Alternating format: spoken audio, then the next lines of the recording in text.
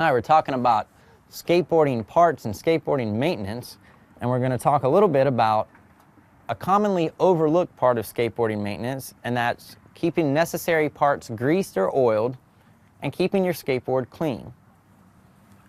One important part that must be greased and oiled is the bearings of the wheels.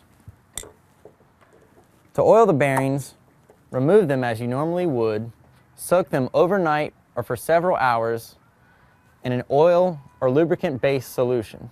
Then remove them, dry them off, and replace them. However, it's not necessary to oil your actual axle, as this oil could travel down the axle, get on your wheel, and cause you to slip.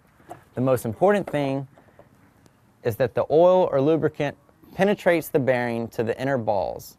Keeping the outside dry and grease-free is the key.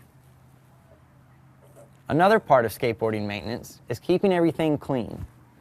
You want to check for dirt, rust, and an accumulation of soil around your wheels, around your truck nut, and especially around the nuts that hold the bolts that attach your trucks to the deck. Checking for rust spots and replacing rusted out nuts could prevent you from having a truck loosen up or fall off while you're riding and prevent serious injury. So remember, keep your bearings soaked and greased up at all times.